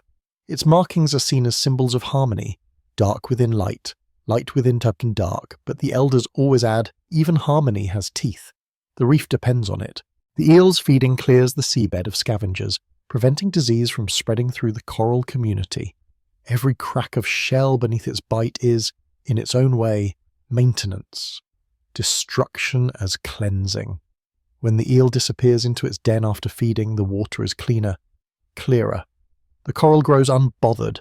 The sea remembers balance through predation. Its smallness saves it from solitude. Snowflake morays often share reefs, their territories overlapping without conflict. Sometimes at dusk, several can be seen gliding near one another, weaving through coral as if choreographed. They do not fight, do not compete, they simply pass, each following an unseen rhythm, each respecting the invisible borders carved by scent and current. There is peace among predacers, a quiet fraternity beneath the waves. But not all brightness is gentle. Some colours warn not of peace, but of reaction, instant, blinding, impossible to predict. In the same warm waters where the snowflake drifts, another hunter moves, longer, faster, more volatile. The banana eel, known also as the yellow margin moray or Gymnothorax miliaris, gleams with the colour of sunlight itself. Its skin is vivid gold, a hue so bright it seems almost artificial, like something painted rather than born. It slides through the water like a beam of light in motion, the living embodiment of energy, and like light, it changes everything it touches. At first glance, it looks harmless, even gentle, a slender glowing ribbon among the shadows. Divers often mistake it for a reef fish until they see the eyes, black and piercing, set deep within a face curved into a permanent expression of alertness. The banana eel does not rest easily. It twitches, flinches, reacts. Every flicker of shadow, every flash of reflection becomes potential movement to strike at. It lives on the edge of electricity, nerves always awake. When it hunts, speed replaces thought. It lunges from its lair in a blur of gold, mouth snapping shut around small fish or crustaceans. The attack is instantaneous, faster than the blink of an eye, faster than fear. Even scientists filming with high-speed cameras capture only a flash, a disturbance, and then the eel already withdrawing, the prey gone.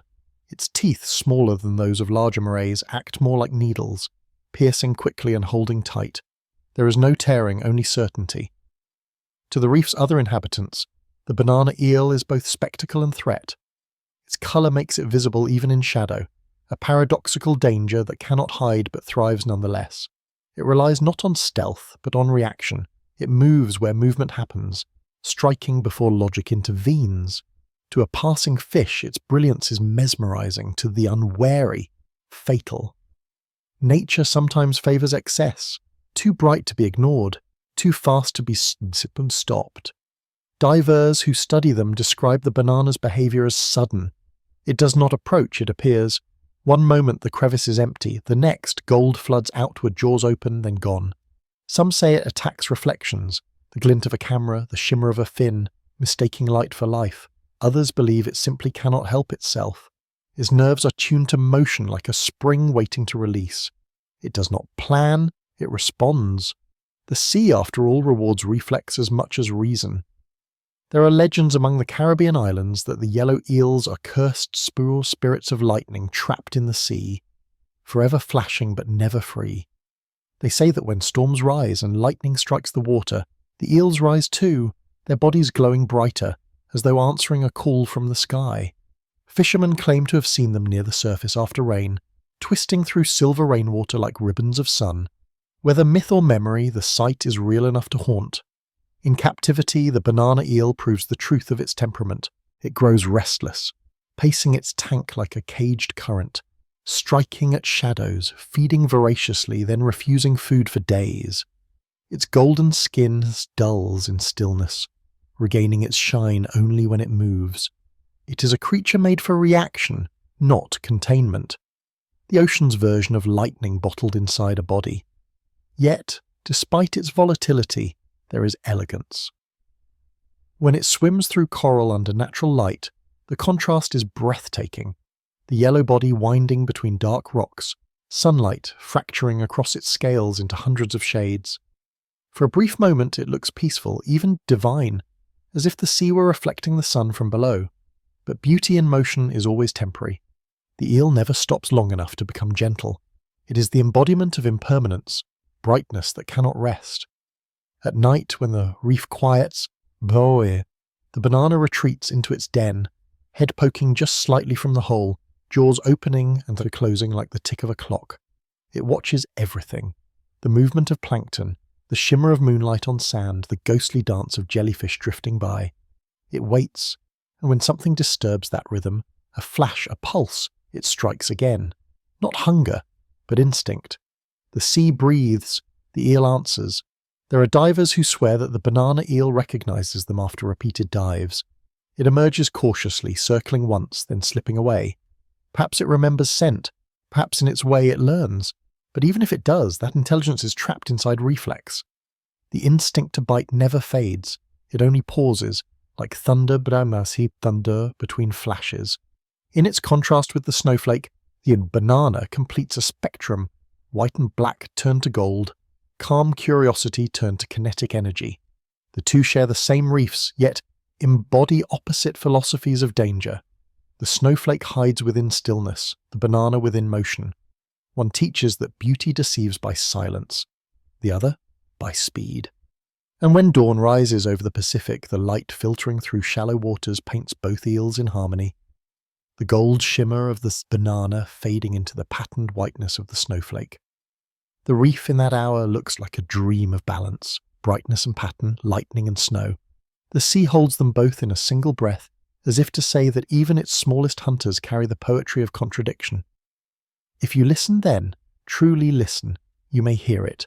The faint hum of electricity in the current, the quiet whisper of scales against coral, the rhythm of two creatures that prove beauty's sharpest edge lies not in darkness, but in light. And somewhere within that hum, between the pulse of water and the stillness of colour, the snowflake and the banana drift, one like a memory of snow in summer, the other like sunlight that refuses to sleep, both eternal, both awake, both dangerous in ways only the sea can understand. Every sea keeps its tempers. The calm we see above hides 1,000 restless hungers below. Some creatures wait quietly for prey to cross their path. Others, more impatient, carry storms inside their bodies. The undulated moray and the purple moray are such tempests, not loud, not large, but full of fury disguised as grace. They do not glow, they do not shimmer, yet the water itself seems to tremble when they move. Their world is not the shining reef, but the threshold where shadow thickens and colour dies, the border between beauty and hostility. The undulated moray, Gymnothorax undulatus, is one of the most striking and unpredictable of its kind. Its skin is dark green brushed with yellow, the patterns on its body rippling like liquid ink. The name undulated comes from those very waves, shifting lines that move with the muscles beneath, creating the illusion of current flowing inside the creature itself. To look at it is to see the sea made flesh. Yet there is nothing calm about this eel. It is one of the most aggressive morays known to divers. It tolerates no intrusion, not from fish, not from cameras, not even from those who come simply to admire. Its home is the shallow coral and rocky coasts of the Indo-Pacific, the kind of waters that glow turquoise under sun but turn black and silver at night. The undulated moray claims these crevices as fortresses, threading its body deep into holes between rocks, its head facing outward, mouth open and is waiting. That open mouth, the constant flexing of the jaw, is its rhythm, a silent warning disguised as breathing. Few divers understand this. They approach fascinated by its colours, by the way the light plays on its scales, and mistake that open mouth for invitation. But the eel is not welcoming, it is measuring, and when the boundary is crossed, it strikes with the precision of a coiled spring. Its teeth are small but curved backward, perfect for catching and holding.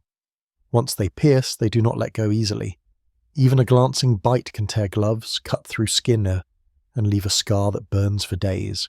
The eel's saliva, though not venomous, carries a cocktail of bacteria that turns wounds into infections. The pain is slow, throbbing, as if the sea itself refuses to release its hold on you. Many divers remember their first meeting with an undulated moray longer than they wish.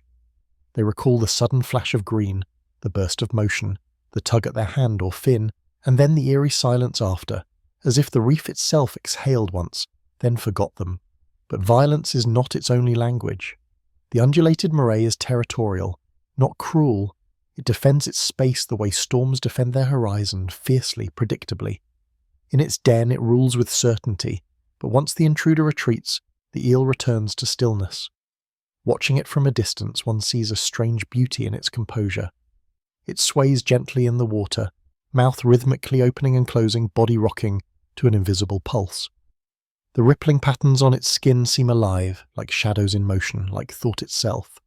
To some, it is the embodiment of nature's duality, aggression and peace existing within the same body, switching without warning. Local legends across Polynesia speak of these eels as the keepers of sacred pools. In some villages, people drop offerings of fish or shells before swimming, whispering apologies to the bold spirit of the moray. They believe that to disturb its lair is to awaken the anger of the sea. In others, the eel is seen as the reincarnation of warriors, guarding the underwater realms of the ancestors. Its unpredictable temperament, they say, is the memory of battle refusing to die. At night, when the reef grows quiet and the colours fade into moonlit blue, the undulated moray becomes restless. It leaves its cave with deliberate caution, tasting the current with its nostrils, moving in waves that echo the patterns on its skin. It hunts not far, preferring to strike within the boundaries of its territory. Small fish, crustaceans, sometimes an octopus that wandered too near, each becomes part of its dark feast. The eel does not chase.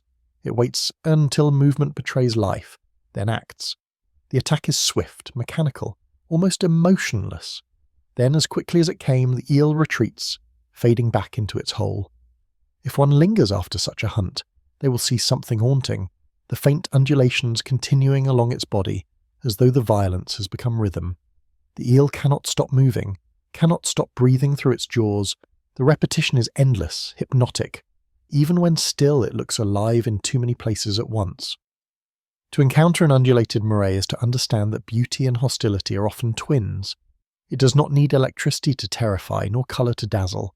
Its danger lies in presence, the knowledge that something ancient and unpredictable is watching you, and that it belongs to the water in a way you never will. But if the undulated moray is the sea's anger, the purple moray, Gymnothorax violaceus, is its secret sadness, a creature draped in twilight colours, dwelling in depths where light fades to memory. Few have seen it alive, fewer still have seen it twice. It lives along the coasts of New Zealand and the southern Pacific, where the water is colder, the current slower, the silence thicker. Its body glows faintly violet, a metallic sheen that seems to shift under different light. Indigo one moment, deep plum the next, sometimes nearly black. In the rare rays of the sun that reach its world, it looks like a fragment of dusk that forgot to fade. The purple moray is a solitary creature. It chooses caves and ledges in deep reefs, often 30 or 40 metres down, far beyond the comfort of casual divers. Its movements are slow, deliberate, and almost ghostly. It emerges rarely, and only when hunger calls. Its prey is similar to that of other morays, small fish, cephalopods, crustaceans, but its hunting style is different. It glides forward, mouth half open, and then pauses, waiting for the current to deliver scent. When the prey nears, the eel's entire body tightens like a bow drawn to breaking. Then it lunges with astonishing speed, jaws clamping shut with a muffled crack. The water swirls, a cloud of silt rises, and when it clears, the eel is already gone. Divers who have glimpsed it describe an unnerving stillness. The eel does not retreat far after striking. It hovers in place, body rippling slowly, as if savouring the echo of movement it just ended. Its eyes, small and black, catch light only for a moment, then lose it again. To stare into them is to look at the sea's memory of itself, patient, indifferent, endless. Its sin carries a toxin-laden mucus, a natural shield against parasites and infection, but harmful to others. Those who have handled one, accidentally caught in nets or traps, often find their cuts refusing to heal, inflamed by contact with the eel's slime. The pain comes later, creeping like fever, a reminder that the ocean does not forgive touch. Even in death, its defence remains. Among the Maori, legends tell of a spirit eel with violet skin that guards sacred springs. They call it Tunapo the Dark Eel, a messenger between living and dead waters. Some say it appears before earthquakes or storms, its violet body glowing faintly near shore as a warning. Whether myth or memory, its image persists, a phantom of the deep carrying the sea's unease in its colour. Scientists too treat it with a kind of reverence.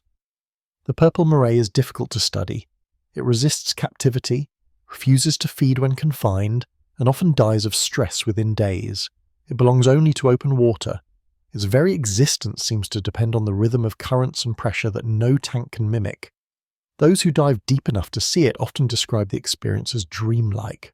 The eel appears, gliding out of a cave, its violet skin glowing softly against grey stone. It circles once, twice, then disappears into darkness so complete it feels like time has stopped. The infection caused by its bite is well known to Pacific fishermen. The wound swells, reddens, then turns pale and cold as if touched by frost. It heals slowly, leaving faint scars that shimmer faintly under light, almost violet themselves. They call it the mark of the deep. Some wear it as pride, others as warning. But beyond its danger, there is a quiet melancholy in the purple moray's world. Its colours, so rich, so rare, exist where no one can see them. Light dies long before it reaches those depths. The eel's beauty belongs to darkness, unseen except by the fleeting glance of another creature or the brief visit of a diver's lamp. It is colour made for solitude, brilliance hidden by necessity. There is poetry in that, the idea that even in the blind places of the earth, nature still paints. When storms rage above the Pacific and waves crush against the cliffs of New Zealand, the purple moray remains below, unmoved. It drifts within its cave, watching fragments of shell and kelp swirl past like snow. Its world is not disturbed by thunder, it listens only to the slow pulse of the tide.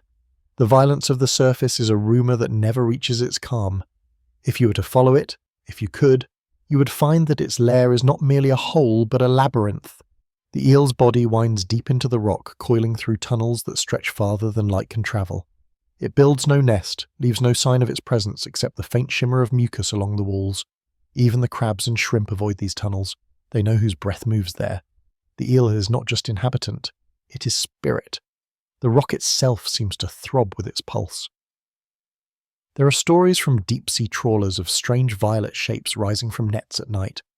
Long bodies that glow faintly before dissolving into darkness again, as though the sea refused to surrender them. Perhaps they are the same morays, torn briefly into our world, vanishing before they can be understood. The undulated and the purple, one alive with anger, the other embalmed in calm, together form the ocean's most haunting contrast. One guards the shallows, fierce and visible, ready to bite at intrusion. The other rules the deep, invisible, patient, untouchable. Both remind us that danger does not wear a single colour. It can live in green fury or violet silence. When night falls across the Pacific and the waves grow heavy, the two kinds of darkness meet. The shallow waters ripple with the restless motion of the undulated moray. Far below, in the soundless deep, the purple sleeps within its stone labyrinth. The sea holds them both in balance, fury above, stillness below, anger and peace mirrored in motion and rest, and as the ocean breathes in the long rhythm of midnight, you can almost feel them there, one awake, one dreaming, both part of the same pulse. The current passes between them like a shared thought, a silent conversation carried by salt and time. The surface sleeps, the deep endures, and the eels, those secret tempers of the dark, continue their watch beneath the waves that will outlive us all. Every ocean has its own geography of silence. Beneath the calm surfaces and coral sanctuaries, there are trenches and caverns that hold a quieter kind of life, patient, deliberate, unforgiving. In the waters around Japan, where the sea meets the ghosts of volcanoes, two such creatures dwell. The shortfin conger, Conger myriasta, and the peppered moray Gymnothorax pictus share this world of dim light and moving sand. They are not giants, not painted like dragons or luminous like sparks of lightning. Yet their power lies in precision, in the way they move through the world without waste, in the way every motion means survival. The short-fin conger is the shadow beneath the waves, slender silver grey, almost featureless. It moves through the coastal waters of Japan like a memory. Its name comes from its tail, shorter and stiffer than other congers, giving it a compact strength, a way to twist faster, fight harder, escape sooner. To fishermen it is anago, the eel that haunts the muddy bottoms near harbours and estuaries. In markets it is food, in the sea it is a lesson in control.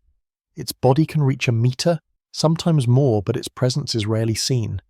It spends the daylight buried in sand or hidden in rocky cracks, leaving only the faint trace of movement, a curve in the sediment, a breath in the current. At night, it wakes. The shortfin conger rises from the seabed like smoke, its head tilting upward as if testing the weight of water above. It glides in low arcs, brushing against the ocean floor, following the scent of prey, small fish, crabs, shrimp. The moment it finds movement, the eel spins, not forward, but around itself. A sudden, violent twist. Its entire body becomes a knot of muscle. This is how it kills, not by the precision of a bite, but by the fury of motion. It tangles, constricts, tears. Even when hooked by fishermen, it does not merely struggle. It thrashes so wildly that the line often snaps or the rod bends. Those who have caught one tell of the shock, the eel coiling upon itself like a whip of living wire, its head slamming against metal until it breaks free. To see one underwater is to understand tension, not rage, not panic, but the raw refusal to submit.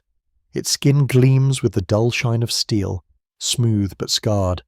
Every inch of it tells a story, encounters with hooks, nets, rocks. It is a creature carved by resistance, and yet, in moments of calm when the current slows and the moonlight filters down in silver ribbons, the shortfin conger can appear almost gentle. It hovers in the water, body undulating slowly as if dreaming. It is then that the distinction between aggression and survival fades. Its violence is not cruelty, it is memory, an inheritance from the sea's first storms. In Japanese folklore, eels are often symbols of endurance. During the humid summers, people eat anago believing its strength passes into them, that by consuming a creature which never stops moving, they inherit its energy. But among the older fishing communities, another story is told, that the shortfin conger carries the restlessness of drowned souls, that its violent spinning is not just instinct but a ritual of release, a dance of defiance against the weight of the deep. They call it the rope of thunder, a body that ties itself to the current until both are indistinguishable.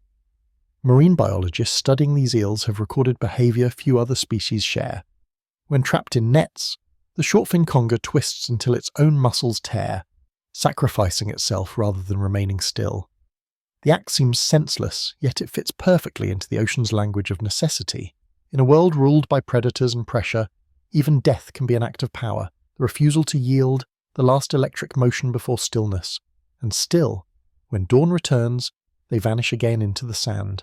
The seabed becomes calm, the current smooth, the world above unaware that hundreds of such creatures lie sleeping beneath its reflection.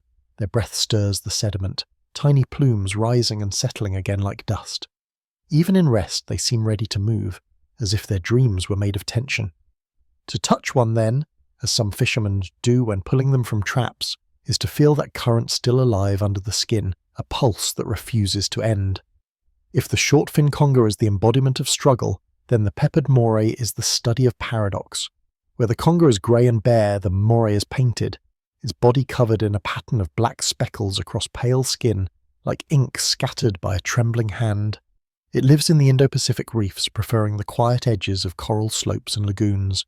It is not rare, but it is rarely seen, for its pattern hides it perfectly among stones and broken shells. Those who find it often mistake it for coral itself until it moves, a slow ripple that reveals the eye, the jaw, the watchful stillness of a predator awake beneath camouflage. The peppered moray, Gymnothorax pictus, is smaller than many of its kin, slender and almost delicate in shape. Yet its bite is infamous. Within its mucus lies a complex toxin, a natural chemical armour that coats its body and fangs alike. To the moray, this mucus is shield and signature. It keeps parasites away, but when it bites, the same substance seeps into wounds, numbing nerves, thinning blood, halting its flow. Fishermen who have been bitten tell of strange sensations. The wound neither bleeding nor clotting, the skin pale and cold for hours, as if the sea's chill had entered their veins. The toxin does not kill, it paralyzes. The victim lives, but remembers the taste of fear in their blood. Its name, peppered, is more than colour.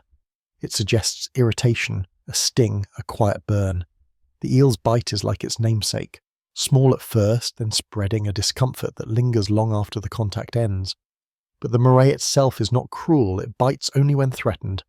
Most of the time, it stays hidden, coiled in its den, eyes peering out through a haze of water. When it emerges, its motion is elegant, deliberate, almost slow. It feeds on small fish and crustaceans, using sudden bursts of speed to seize them before they react. Its mouth opens wide, revealing two sets of jaws, the familiar outer and the inner pharyngeal jaws that leap forward, dragging prey inward. The sea has perfected its mechanisms of silence. Divers who have filmed the peppered moray describe a strange calm around it. Even other predators seem to give it space. Perhaps they sense the toxins, or perhaps they understand something more primal, that the eel's stillness hides danger. When light touches its skin, the spots seem to shimmer, rearranging like constellations. Some swear that its pattern changes slightly with depth and mood, darker when threatened, paler when calm, as if the body itself were a living tide chart, reflecting its inner weather. In some Pacific Island myths, eels with spotted skin are seen as healers. Their mucus, both poison and cure, symbolises balance, pain that purifies. Old fishermen used to smear traces of it on wounds to stop bleeding, believing it contained the essence of the sea's own recovery. Whether this worked or not, no one can say, but the symbolism endures. The peppered moray became a kind of sacred contradiction, the creature that harms and heals in the same breath. Beneath the surface, its world is one of quiet geometry. The moray glides between coral structures, moving in arcs that echo the shapes around it. Sometimes it stops entirely, letting sand drift over its skin until it nearly vanishes. Only the eyes remain visible, two dark stones set in pale sand. Then, without warning, it lunges. The attack is silent, efficient, over in seconds. The prey disappears, the eel resumes its stillness. It's not hunger that drives it, but rhythm, the rhythm of tides, the slow mathematics of the deep. Biologists who dissected its mucus found not only toxins but healing compounds, antibacterial, regenerative. The eel carries both disease and its cure within its own skin. Nature, it seems, built it as an equation, to wound and to mend, to poison and to purify. Perhaps that is why it feels more like a symbol than a creature, a reminder that life and death in the ocean are not opposites but partners. When storms pass through the Indo-Pacific, the water churns violently above, but below, the moray remains untouched. It waits out the chaos in its den, letting debris drift past its entrance. Afterward, when the sea clears, it emerges to feed among the wreckage, taking advantage of the destruction left behind.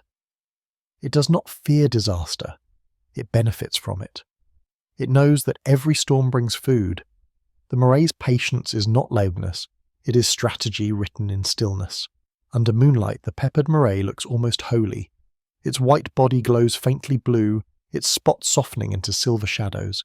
It swims near the surface sometimes, rising close enough that the water above trembles from its breath. If you are quiet and lucky, you might see it there, a line of moving light beneath the moon, rippling between reflection and reality. It leaves no sound, no trail, only a shimmer, gone in an instant.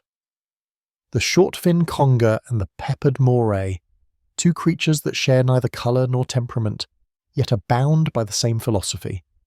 Both live hidden, both strike with sudden certainty. Both remind us that the most dangerous movements are often the smallest ones. One spins itself into freedom, the other paralyzes with gentleness.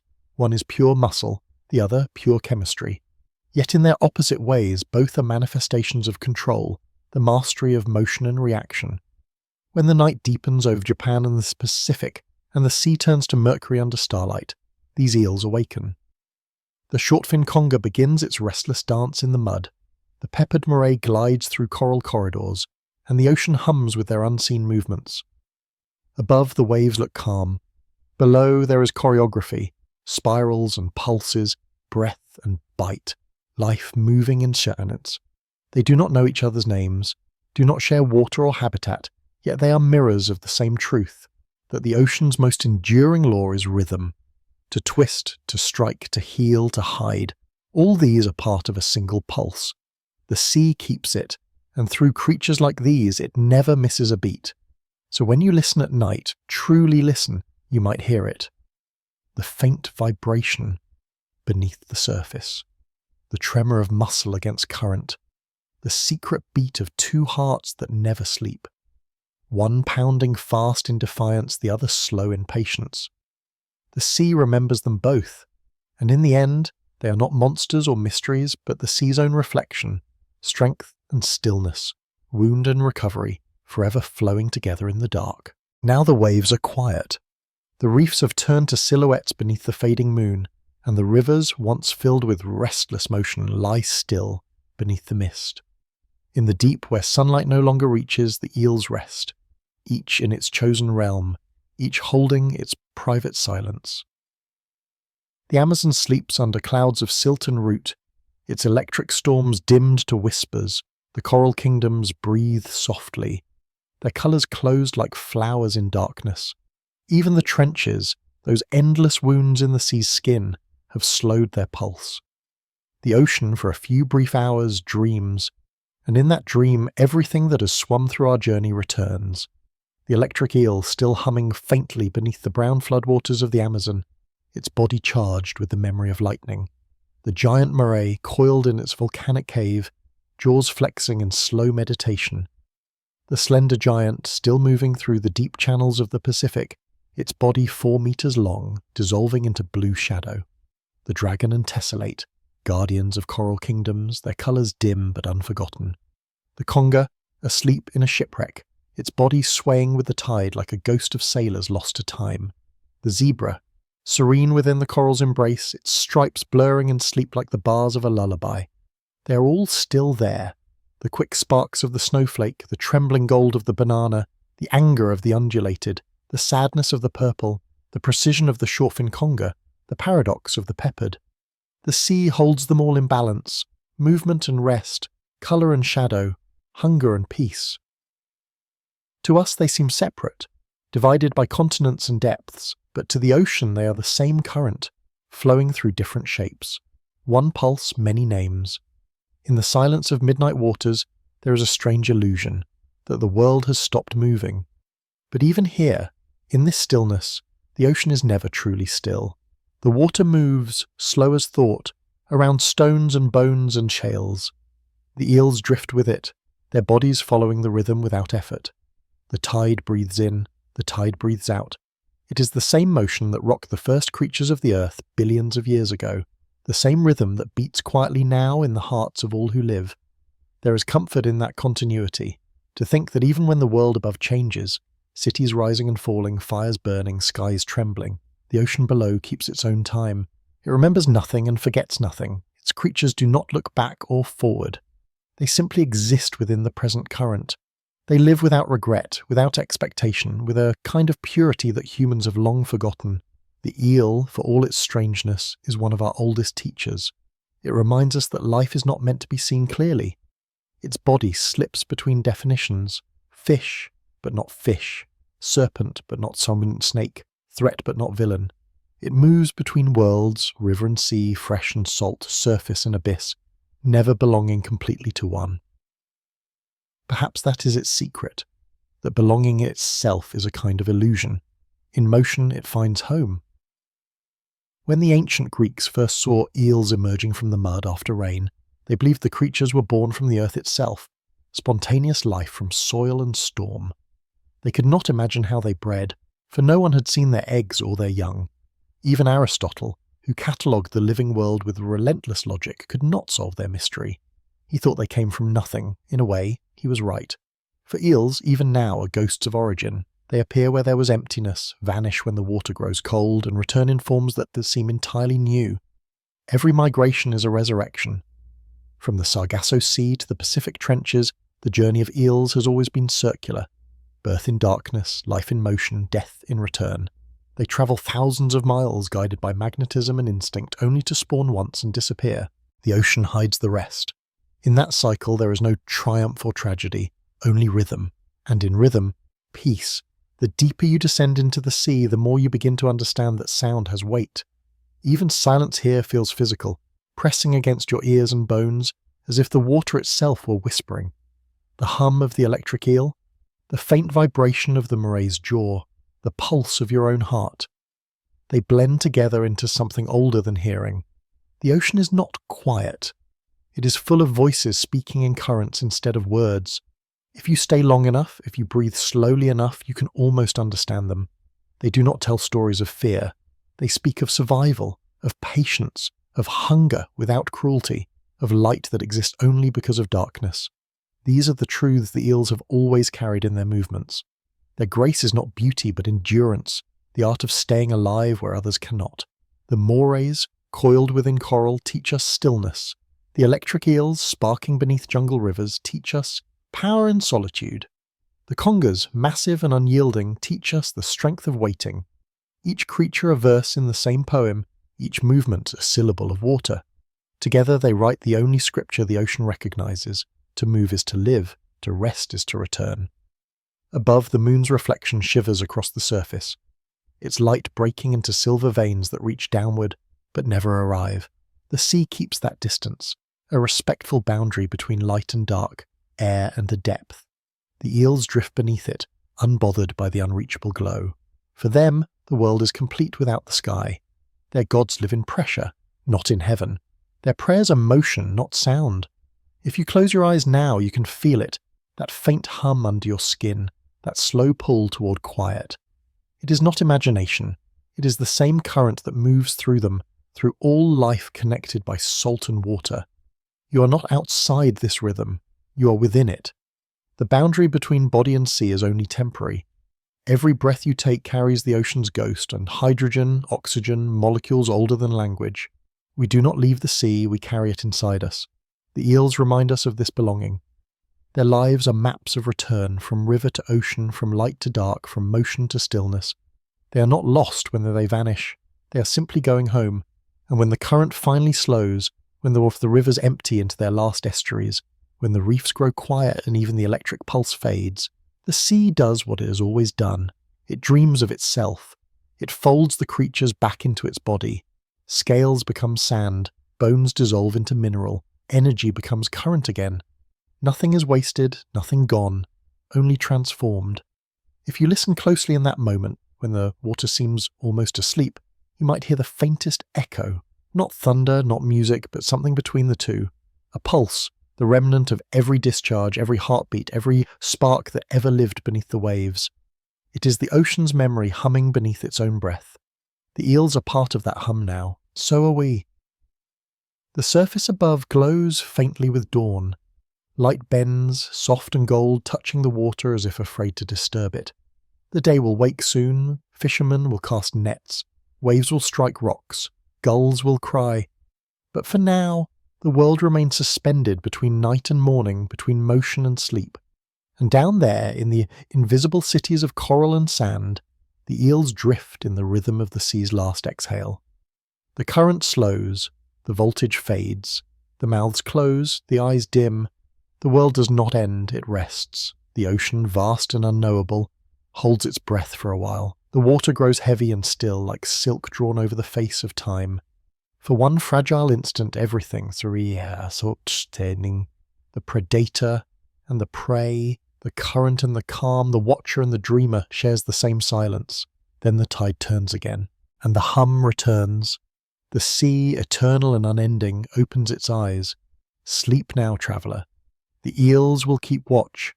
The world beneath the waves never truly sleeps. It only waits for you to listen.